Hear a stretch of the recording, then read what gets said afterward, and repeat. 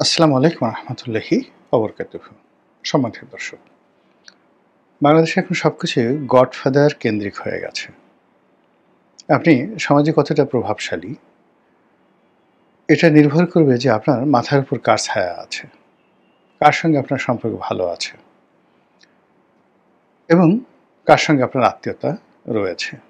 এ যুগে কেবলই মাত্র নিজস্ব জ্ঞান, নিজস্ব প্রযুক্তি, নিজস্ব যোগ্যতা, শিক্ষা দীক্ষার উপর কোনো কিছুই নির্ভর করে না। হতে পারেন আপনি বড় একজন ডিসি, ডাজ নট ম্যাটার, দল করেন কোনটা। হতে পারেন আপনি একজন জেনারেল, আপনার লিঙ্ক কি, আপনি কোন দলের, কোন গ্রুপের সাথে আপনার সম্পর্ক। এভাবে রাষ্ট্র, রাজনীতি, অর্থনীতি সব কিছুর মধ্যেই সেই ম্যারিও পুজোর গডফাদার সিস্টেমের যে কুপ্রথা চালু হয়েছে এবং সেটা অনেক দিন ধরে, সেই চালুর ফলে এখন এই ২০২৫ সনের অক্টোবরের এই মাসটি আমাদের জন্য একটি জঘন্য সময় হয়ে পড়েছে। একটা সময় আমাদের দেশে অনেক লোককে বলা হতো এরা সিআইএর এজেন্ট।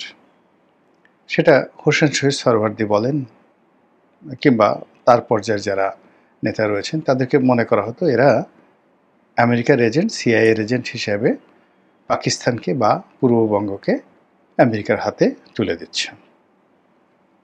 এর বাইরে আরেকটি গ্রুপ হয়ে গেল যে এরা কেজিবির এজেন্ট। বাংলাদেশে বিশেষ করে বামপন্থী যারা রাজনীতি করতেন তারা কেজিবির এজেন্ট রাশিয়াতে যেতেন। আবার এদের মধ্যে দুটো গ্রুপ হয়ে গেল বামপন্থীদের মধ্যে। একটা হলো পিকিংপন্থী, মানে এখন যে চীনের রাজধানী বেজিং, ওটার আগের নাম ছিল পেকিং।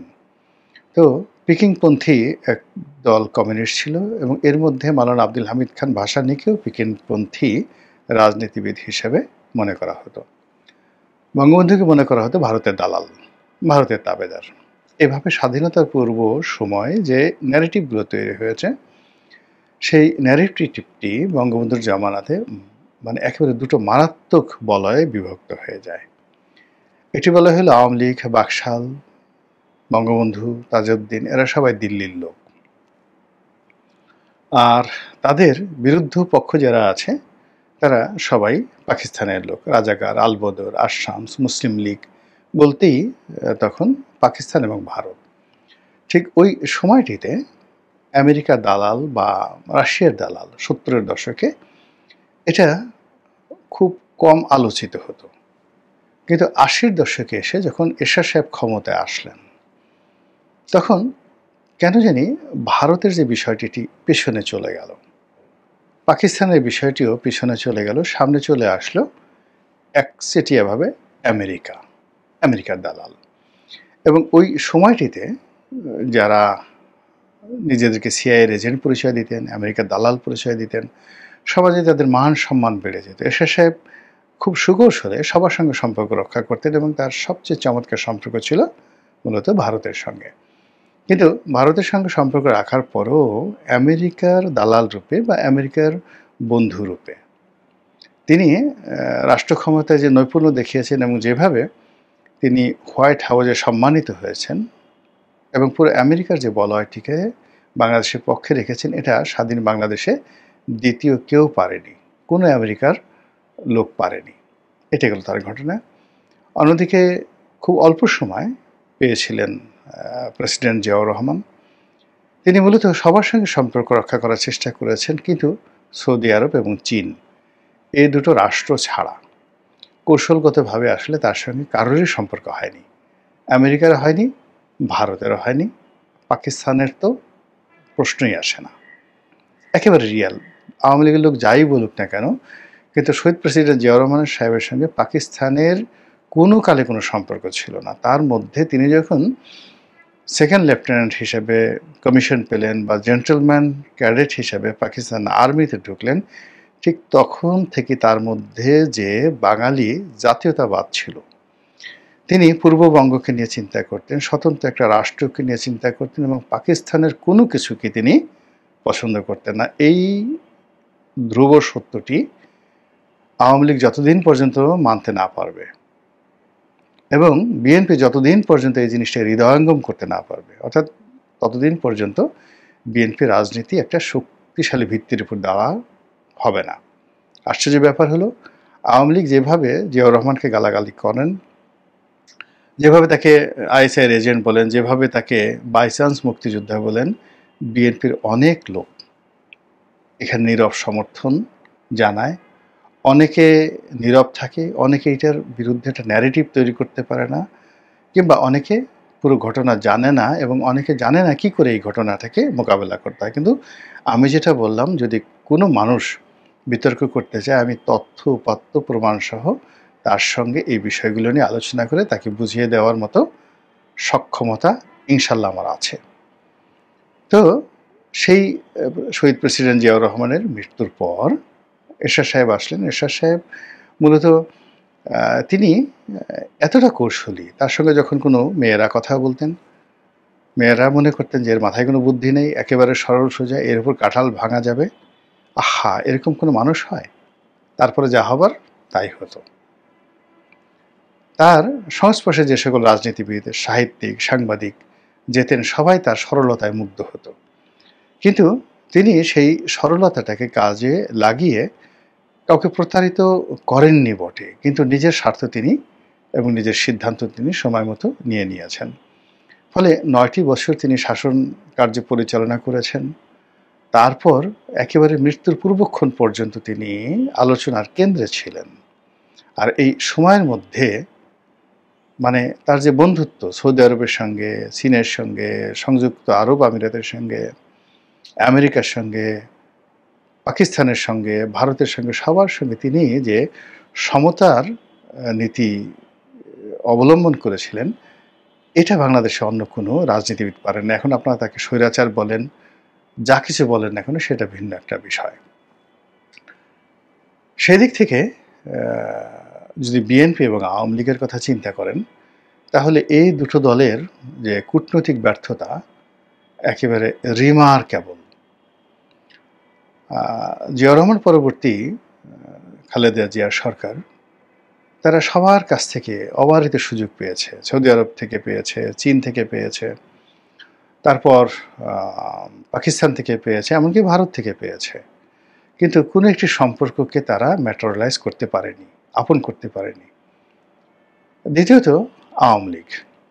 আওয়ামী লীগের সঙ্গে কিন্তু ভারত, ইমরান খান, কাতার, সৌদি আরব, মোহাম্মদ বিন সালমান নিজে, America, Hillary Clinton, Joe Biden, তারপরে John Kerry, Barack Obama, Bill Clinton, doctor Muhammad Yunus, সবাই আওয়ামী লীগের সঙ্গে বন্ধুত্ব করতে চেয়েছে, কেউ শত্রুতা করতে চায়নি।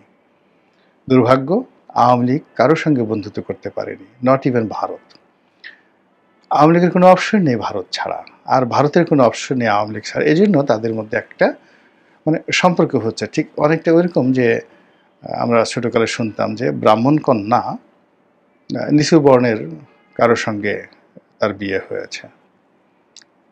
তো বহু বছর, 20 বছর, 30 বছর ঘর করার পর যখন কেউ একজন তাকে খোঁটা দিয়েছে, ওই মহিলাকে, যে তুমি ব্রাহ্মণের কন্যা, এরকম একজন সাহা, দেবনাথ, এরকম একজন পুরুষের সঙ্গে তুমি ঘর করলা, তোমার কি লজ্জা শরম হলো না? তো সে বলল যে ঘর করেছি তাতে কি হয়েছে, ওকে তো কোনোদিন হেসেলে ঢুকতে দেয়নি, মানে ওকে তো কখনো রান্নাঘরে ঢুকতে দেয়নি। এরকম আমাদের দেশের গল্প আছে, যখন কোনো বিকল্প থাকে না, ন্যারেটিভ থাকে না, কিন্তু সম্পর্কটা আসলে রক্ষা করতে হয়। তো এখন আওয়ামী লীগের সঙ্গে ভারতের যে সম্পর্ক, সেই বঙ্গবন্ধুর জমানা থেকে আজ অবধি এর মধ্যে কখনো আন্তরিকতা ছিল না। এর পুরোটাই একে অপরকে ব্যবহার করার, একে অপরের নিকট থেকে স্বার্থ হাসিল করার একটা উদ্দেশ্য।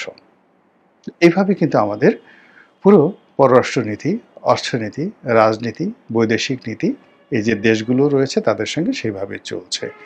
কৌশলগত যেভাবে পাকিস্তানের কৌশলগত অনেকগুলো বন্ধু রয়েছে, যেমন সৌদি আরবিয়া, চীন, আমেরিকা। ভারতের সঙ্গে কৌশলগত সম্পর্ক রয়েছে রাশিয়ার, কৌশলগত সম্পর্ক রয়েছে সৌদি আরবিয়ার, কৌশলগত সম্পর্ক আছে মোসাদ মানে ইসরায়েলের। এরকম কোনো সম্পর্ক আমাদের কোনো রাষ্ট্রের সঙ্গে নেই। তো তারপরেও ওই যে আছে না যে কিছু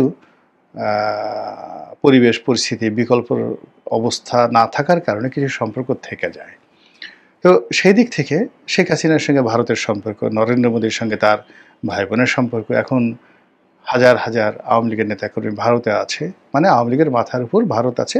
বাংলাদেশ থেকে পালিয়ে অ্যাট লিস্ট তারা ভারত যেতে পারবে সীমান্ত পাড়ি দিয়ে, এরকম একটা ন্যারেটিভ আছে। এবং ভারত আওয়ামী লীগের মুরব্বী, এটা আপনি অস্বীকার করতে পারবেন না। ওই সম্পর্ক ওই হেসেলের মতোই, কিন্তু সম্পর্কটা রয়ে গেছে। দ্বিতীয় যে বিষয়টি রয়েছে সেটা হলো জামাত। জামাতের সঙ্গে পাকিস্তানের একটা ভালো সম্পর্ক আছে, এতে কোনো অস্বীকার করার কিছু নেই। তুরস্কের সাথে একটা ভালো সম্পর্ক আছে। সৌদি আরবের সাথে তাদের সম্পর্ক না থাকলেও, মানে সৌদি আরবে জামাতের যত লোকজন কাজকর্ম করেন এবং সেখানে ব্যবসা বাণিজ্য থেকে শুরু করে সরকারি কর্ম, এমনকি অফিস আদালতে জামাতের যে লোকজন আছে, ইচ্ছে করলে তারা সৌদি আরবে কূটনৈতিক চ্যানেলে অনেক কিছু করতে পারে। এটা হলো বাস্তবতা। তো সেই দিক থেকে জামাতের মাথার উপরে ধরুন পাকিস্তান আছে, তুরস্ক আছে, তুরস্কের একই পার্টি আছে, তাহলে আর আছে কি এখন শক্তিশালী? ডক্টর মোহাম্মদ ইউনূস। তার সঙ্গে ইউরোপ আছে, তার সঙ্গে আমেরিকা আছে, তার মাথার উপরে মুরব্বি আছে। তাহলে সেই দিক থেকে যদি বলা হয় বিএনপির সাথে কে আছে, তারেক রহমানের সাথে কে আছে? তারেক রহমান সাহেবের সাথে কি ব্রিটিশ প্রধানমন্ত্রীর কোনো সম্পর্ক আছে? বিএনপির সঙ্গে কি পাকিস্তানের যে বর্তমান সেনাপ্রধান বা প্রধানমন্ত্রী, তাদের কারোর সঙ্গে বিএনপির কোনো নেতার সম্পর্ক আছে? যেমন সালমান এফ রহমানের সঙ্গে এর আগে, অর্থাৎ যখন আসিফ আলী জারদারি ছিলেন, তখন এক ভদ্রলোক প্রেসিডেন্ট হয়েছিলেন, তখন তার সঙ্গে সালমান এফ রহমানের বন্ধু ছিল, তুইতুকারি বন্ধু ছিল। এবং আমরা দেখেছি যে ওই সময়টাতে সালমান এফ রহমান, তারপরে সেই পাকিস্তানের রাষ্ট্রপতি এবং বাংলাদেশের রাষ্ট্রপতি, তারা একসাথে উমরা পালন করেছেন। It's a family relationship. তো এইরকমভাবে ধরেন ভুটানের যিনি রাজা, তিনি জয়ের ঘনিষ্ঠ বন্ধু, একসাথে তারা পড়াশোনা করেছেন। শেখ হাসিনার সঙ্গে ব্যক্তিগত বন্ধুত্ব এই কাতারের যে বর্তমান আমির, তার বাবার সঙ্গে। It's a personal relationship. Mohammed bin সালমানের সঙ্গে শেখ হাসিনার ভালো সম্পর্ক। শেখ হাসিনার সাথে ইম্মানুয়েল ম্যাক্রোর একেবারে কেমন সম্পর্ক, যে একে অপরকে জড়িয়ে ধরে, সেটা ভাই বোন বলেন, মা বলেন, সন্তান বলেন, ওইরকম ইম্মানুয়েল ম্যাক্রোর সঙ্গে তার একটা সম্পর্ক রয়েছে। আর মোদির কথা তো বললামই। অন্যদিকে শেখ হাসিনার সঙ্গে পারিবারিকভাবে ভুট্টো পরিবারের একটা সম্পর্ক রয়েছে পাকিস্তানের। মানে এটা অবাক করার ব্যাপার হলো, বেনজির ভুট্টো, আসিফ আলী জারদারি, বিলাওয়াল ভুট্টো, নুসরাত ভুট্টো, মানে এরা তো মারা গেছেন, যারা জীবিত আছেন, তাদের সবার সঙ্গে শেখ হাসিনার একটা একেবারে অন্তরঙ্গ পারিবারিক সম্পর্ক আছে, যেভাবে গান্ধী পরিবারের সঙ্গে শেখ হাসিনার পারিবারিক সম্পর্ক রয়েছে। তো সেই দিক থেকে রাজনীতির অন্দর মহলে ঢুকে যাওয়ার জন্য আওয়ামী লীগের বিকল্প কি? ধরুন টিউলিপের কারণে লেবার পার্টির যত রথী মহারথী রয়েছে, আওয়ামী লীগের জন্য সবার দরজা খোলা। এবং সেই সূত্র দিয়ে তারা যদি মনে করে যে এখন তারা 1 ঘন্টার নোটিশে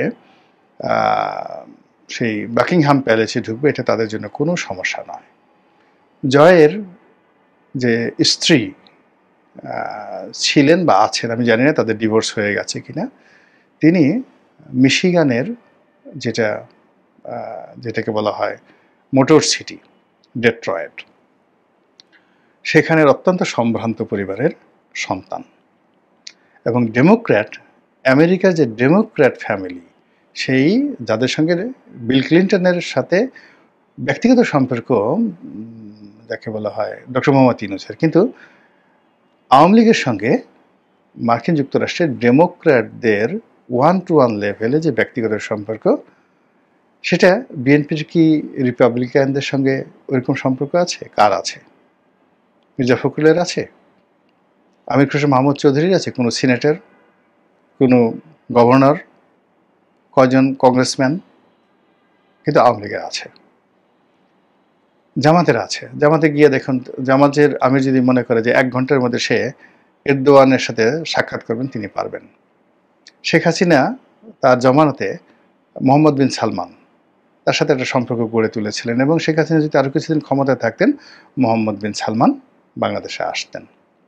এরপরে ধরেন শেখ রেহানা ছেলে ববি। ববি নিউজিল্যান্ডের অথবা ফিনল্যান্ডের অত্যন্ত অভিজাত একটি পরিবারে বিয়ে করেছেন। তার শ্বশুর ওখানকার মন্ত্রী ছিলেন। তাহলে সেই দিক থেকে ডক্টর মোহাম্মদ ইউনূস বলেন, শেখ হাসিনা বলেন, জামাত বলেন, সবারই মাথার উপর ছায়া আছে।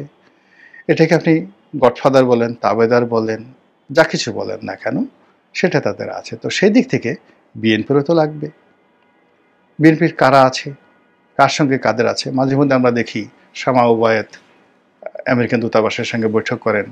মাঝে মধ্যে আমরা দেখি যে ডক্টর মঈন খান তার বাসায় কয়েকজন রাষ্ট্রদূতকে দাওয়াত করেন এবং তাদের সাথে খাওয়া দাওয়া করেন এবং সেগুলো বিএনপির পেজে প্রকাশিত হয়। আর সদল বলে আমির খসরু মাহমুদ চৌধুরী, তারপরে মির্জা ফখরুল ইসলাম আলমগীর থেকে শুরু করে তাদের একটা টিম আছে, ফরেন রিলেশনস কমিটি, এরকম একটা টিম আছে। তারা এই রাষ্ট্রদূতদের সঙ্গে দেখা সাক্ষাৎ করেন এবং আলতাফ হোসেন চৌধুরীর নেতৃত্বে বিএনপির কয়েকজন লোকজন আছেন। তারা মাঝে মধ্যে চীনের একটা পলিটিক্যাল গ্রুপ রয়েছে, তাদের সাথে সম্পর্ক ভালো, মাঝে মধ্যে তারা চীন ভ্রমণে যান। এই তো বিএনপির।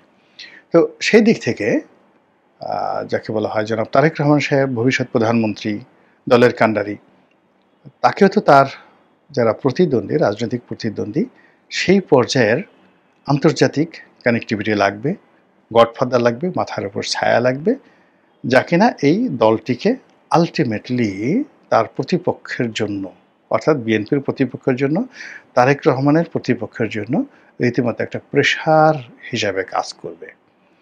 আর সেটা যদি বিএনপি শো আপ করতে না পারে, দেখাতে না পারে, বোঝাতে না পারে, তৈরি করতে না পারে, তাহলে এই যে বিপুল জনগোষ্ঠী, অলমোস্ট 35% আওয়ামী লীগের সমপর্যায়ের জনপ্রিয়তা রয়েছে বিএনপির, এবং আওয়ামী লীগের যে নেতাকর্মী রয়েছে, যে মানের নেতাকর্মী রয়েছে, বিএনপির নেতাকর্মীর মান তার চেয়ে কোনো অংশে কম নয়, বরং ক্ষেত্র বিশেষে অনেক অনেক বেশি। অনেক যোগ্যতামূলক আওয়ামী লীগ থেকে এসে বিএনপির হাল ধরেছে। বিএনপি থেকে কোনো লোক আওয়ামী লীগে ঢুকতেই পারেনি, আওয়ামী লীগের দরজা এভাবে বন্ধ। তো কাজেই এখানে আসলে পলিসিগতভাবে প্রতিপক্ষের যে জিনিসগুলো রয়েছে, সেই জিনিসগুলো যদি আপনার না থাকে, আপনি জমিদারি করবেন, গভর্নরগিরি করবেন, রাজা হবেন, বাদশাহ হবেন, আমির হবেন, ওমরা হবেন, মন্ত্রী হবেন, পাইক হবেন, পেয়াদা হবেন, সেনাপতি হবেন, আপনার প্রতিপক্ষ যা আছে তার সাথে 1 পয়েন্ট হলো আপনার কিছুটা বেশি থাকতে হবে। আদারওয়াইজ আপনি কি করে তাদের উপর আধিপত্য বিস্তার করবেন? আপনি অনেক বড় জেনারেল, আপনার একটা পিস্তল আছে, পিস্তলে গুলি নেই। আপনি অনেক বড় জেনারেল, আপনি অনেক সুন্দর পোশাক আশাক পরে আছেন, কিন্তু আপনার চেইন নেই। আপনি অনেক বড় জেনারেল, কিন্তু আপনার বেল্ট নাই, আপনি ইন করে যাকে বলা হয় সামরিক পোশাক পরতে পারেন না। ফলে ডে বাই ডে আপনার ভুঁড়ি বেড়ে গেছে। আপনি যদি লেফট রাইট বলেন, ডানে ঘুরো বামে ঘুরো, আপনি ঘুরেন ডানে, আপনার পেট ঘুরে বামে। আপনি যদি বলেন গার্ড সাবধান, আপনার থুতনির নিচের যে মাংস থলথল করে ঝুলতে থাকে। আমি সেনাবাহিনীকে নিয়ে যে উদাহরণটা দিলাম, রাজনৈতিক দলের ক্ষেত্রে এটা প্রযোজ্য। আপনাকে ওইরকম শক্তিমত্তা থাকতে হবে, প্রভাব, প্রতিপত্তি, প্রজ্ঞা, জ্ঞান, স্মার্টনেস সব মিলিয়ে আপনার মধ্যে যে ধীশক্তি থাকবে, যোগ্যতা থাকবে, যাতে আপনার প্রতিপক্ষ তছনছ হয়ে যাবে। যেখানে জামাতের আমির ঘুরে বেড়াচ্ছে, যেখানে শেখ হাসিনা প্রতিটি মুহূর্তে কথা দিয়ে কর্ম দ্বারা সবাইকে তছনছ করে দিচ্ছে, আর সেখানে বাংলাদেশ থেকে দলে দলে লোক আগামীতে নমিনেশন পাওয়ার জন্য লন্ডনে যাচ্ছে। এমন লোকও লন্ডনে যাচ্ছে যে নমিনেশন তো দূরের কথা, কোনো একটা এলাকাতে ইউনিয়ন পরিষদের চেয়ারম্যান নির্বাচন করার যোগ্যতা রাখে না, এমন লোক এখন লন্ডনে যাচ্ছে। একবারও ভাবছে না যে রাজনীতিটা কী হবে, নেতা কেমন আছে, তার কি প্রয়োজন, দেশে কি প্রয়োজন, দলের জন্য কি প্রয়োজন। ফলে কেমন একটা হ্যাফাজেট অবস্থার মধ্যে যে শূন্যতা তৈরি হয়েছে, আওয়ামী লীগের 35% শূন্যতা, বিএনপির 35% হ্যাফাজার্ট, এলোমেলো। তাহলে বাকি যে লোক যারা রইল তারা কি রাজনীতি করবে, কিভাবে করবে? আপনার কি মনে হয় না সব এলোমেলো হয়ে গেছে? মহান আল্লাহ আমাদের সবাইকে হেদায়েত দান করুন এবং হেফাজত করুন। আসসালামু